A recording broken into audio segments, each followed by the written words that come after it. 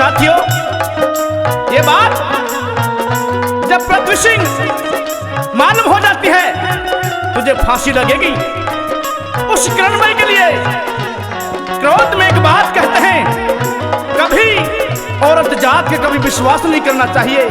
प्रेमी साथियों, नौजवान साथियों, मैं तुमसे भी कहना चाहता हूं, कभी औरत जात का कभी विश्वास मत करना। आइए सुनते हैं भला कैसे।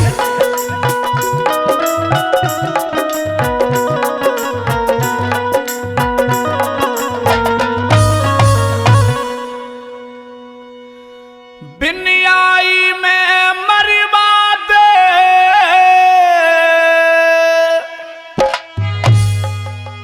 निर्भाग्य लुगाई हो से,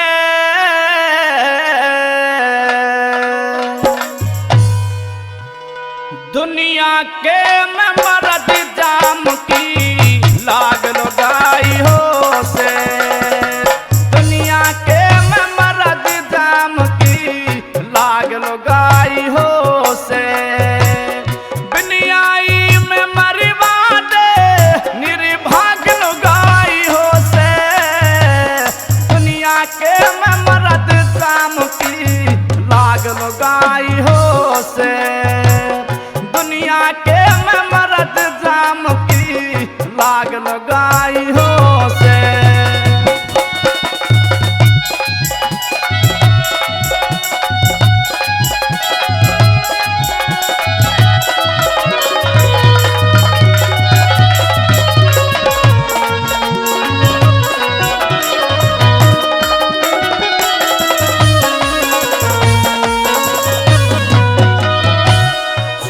सिंगार बत्ती से आभरण करके नैना डोले, बेहूदी बेकूफ नार जब हंस के घूंघट खोले, बेहूदी बेकूफ नार जब हंस के घूंघट खोले। कुत्ते आड़हाड़ी होत्रिया मीठी मीठी बोले, शक्कर का के मेर मिले जब अमृत में विष घोले हो, घी शक्कर का के मेल मिले जब अमृत में विष घोले। कोयल ते भी मीठी बोले, कोयल ते भी मीठी बोले, नाग लुगाई हो से, दुनिया के में मरद जाम की लाग लुगाई हो से, दुनिया के में मरद जाम की लाग लुगाई हो से। जी हाँ, गांव भवोकरा नोएडा से हमारे बड़े भाई सुरेश भौजी इस रागनी पर 1100 रुपए से नाम सम्मान करते हैं। मैं बड़े भाई का तहे दिल से धन्यवाद करता हूँ, धन्यवाद करता हूँ।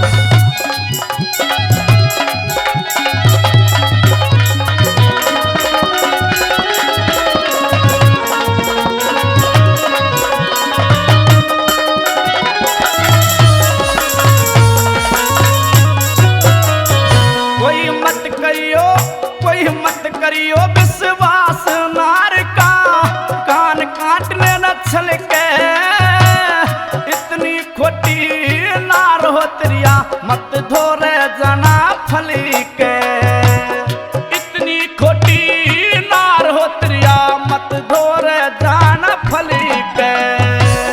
मिश्री के कोड़े कर दे अपने हाथ मसल के, वक्त पड़े पे खड़ी नाट जा दूर खड़ी हो टली के हो, वक्त पड़े पे खड़ी नाट जा दूर खड़ी हो टली के।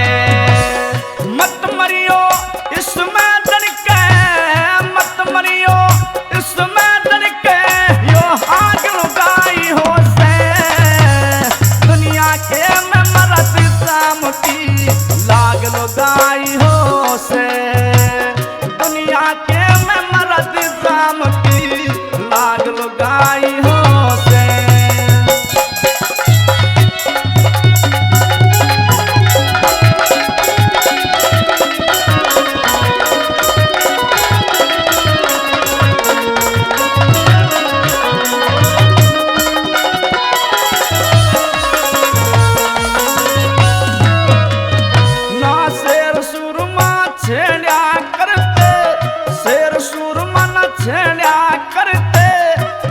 दुश्मन घर आए ने वीर डायना बख्शे को ना मौके पे पाए ने वीर डायना बख्शे को ना मौके पे पाए ने एहसान करे पे ब्याही थूक दे संयोजन जाए ने इतनी खोटी नार हो तिरिया मरवा दे ब्याहे में हो इतनी खोटी नार हो प्रिया मरवा दे ब्याहे में अपने जायन या पई खा ले अपने जायन या पई खा ले नाग लुगाई हो से दुनिया के में मरद जाम की लाग लुगाई हो से हो दुनिया के में मरद जाम की लाग लुगाई हो से।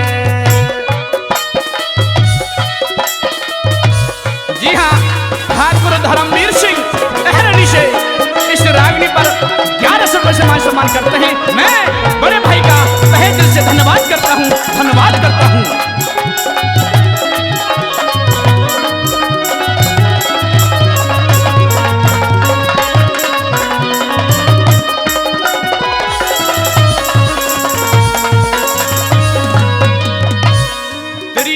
कारण ब्रह्मा विष्णु काल के घर गए थे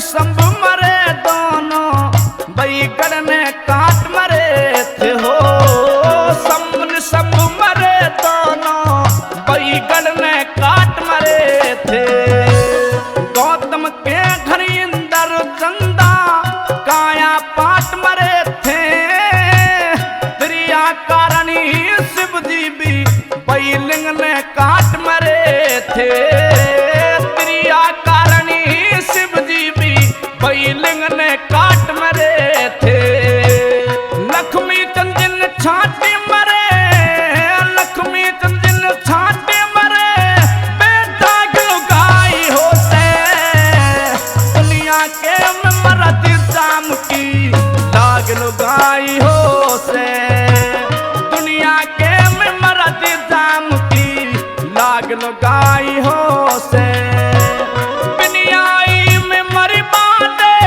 निर्भाग लुगाई हो से दुनिया के में मरद जाम की लाग लुगाई हो से दुनिया के में मरद जाम की लाग लुगाई हो से।